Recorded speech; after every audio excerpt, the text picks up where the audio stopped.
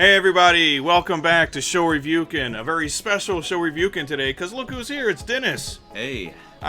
Wow, my god, what are you doing here? I don't know, I'm just chilling, drinking beer. You're usually over there. I am usually behind the camera, but you're here today because we are talking about a very special game, and that is Rockman 8 Metal Heroes. Dennis, you're just about the biggest Rockman fan I know. I am a huge Rockman fan. So, as a special treat, This is unprecedented for this show. Yeah. We are going to let Dennis take the floor. He's going to tell us why Rockman 8 is such a great and underappreciated game in the series. Dennis, why do you love Rockman 8 so much? Well, Rockman 8 Metal Heroes!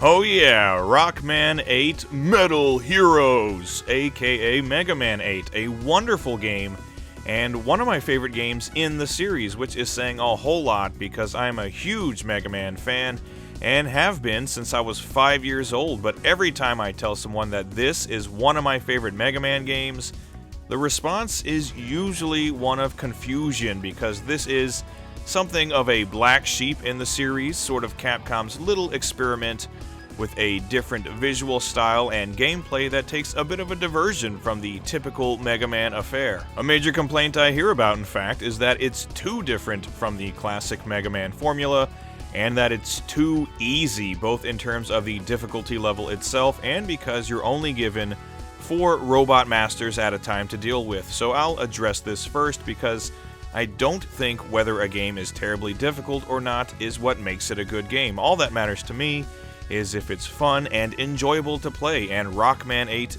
definitely is. For starters, I love that each stage presents some kind of unique challenge.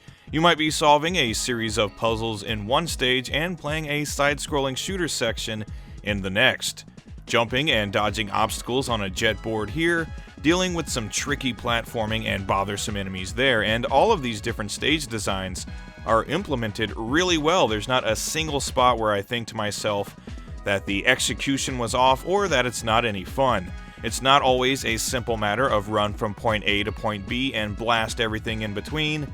And I like that. I like that little shake-up of the classic Mega Man gameplay, while still definitely playing and feeling like a Mega Man game. Also, the inclusion of the hidden bolts scattered around each stage that can be collected and spent on power-ups was a great idea. It gives you a good reason to revisit stages you've already completed and use your newly acquired abilities to collect more bolts and unlock even more new abilities, like more shots for your Rockbuster, faster ladder climbing speed, and a really powerful laser shot, just to name a few. It's like they took the power-up collecting and upgrading features from the Mega Man X games and tweaked them a bit to make them more fitting for the classic series. And when it comes to the Robot Masters, yeah, there's only 4 at a time, and they don't present much of a challenge really, but in pretty much any Mega Man game, the Robot Masters are always pushovers if you use the appropriate weapons, so I don't really see how splitting them up into 2 different sections of the game really makes that much of a difference. I personally really like the designs of these Robot Masters, and they give you some pretty cool weapons this time around. Plus, if you're playing the Sega Saturn version, there are a couple of hidden classic Robot Masters to find, and a ton of mini-bosses to deal with too that can usually give you a little bit of trouble here and there. So all things considered, I love the gameplay in Rockman 8. It's not very difficult, and I don't need it to be. It's a more leisurely Rockman game, I guess. It offers a bit of variety, and it's a lot of fun, and that's really all I ask for. Now, gameplay aside, I love the visuals and audio design and just the general feel and presentation of Rockman 8, and this is something else that a lot of people seem to see as a negative, where I see it as a positive. I've heard people remark, for instance, that the visuals are too cartoonish and cute, and I like that. I love the character designs and that each character has a very distinct look and personality. I think the designs of the various mini-bosses are great. The stage designs are elaborate and nicely detailed, and I really like how absurdly colorful this game is. It's very pleasing to the eyes, and in addition to the in-game graphics, for a kid who was into anime in the 90s, I've always loved the intro and cutscenes for this game, regardless if in the English version Mega Man sounds like a little girl and Dr. Light sounds like Elmer Fudd. Those cutscenes are great, and I will die on that hill. Plus, again, while some people feel like the soundtrack in Rockman 8 is too subdued for the most part, there's not a lot of energetic music here.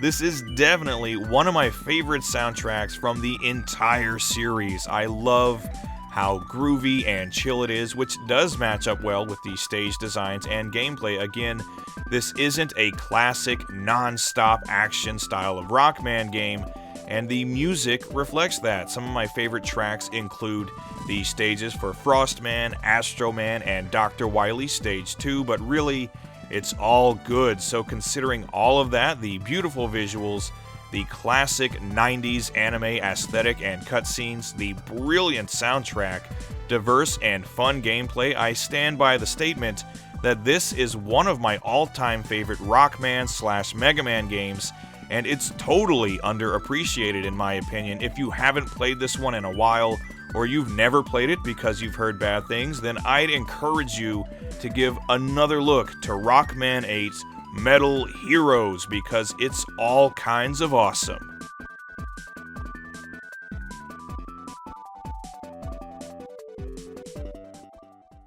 And that's why I love Rockman 8. Well, I could not have said it better myself. Dennis, that was maybe the most concise, informative review of a game I think I've ever heard. You forgot articulate. Articulate.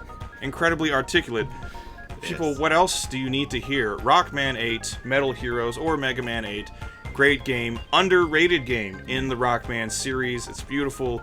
Definitely, you want to play this one. Play it for your Sega Saturn, for your PlayStation. Definitely pick up the Japanese version if you're going to, though. Pretty sure the US version is like however many hundreds of dollars nowadays. This can usually be picked up for like 40 or 50 bucks. So definitely go for it. Anyway, everybody, thank you for watching this very special Dennis edition of SHOREVIEWKEN. Yeah, thanks for having me. Absolutely. Now get your ass back behind that camera. Everybody, we'll see you next time. Goodbye. Later. If you enjoyed this video and you'd like to see more just like it, then go ahead and subscribe to the channel. And if you'd like to follow me on other social media, links are in the description to my Twitter, Instagram, Facebook, and Patreon, where you can receive things like Japanese snacks, manga, and video games in the mail every month. Thanks for watching, everybody, and I'll see you next time.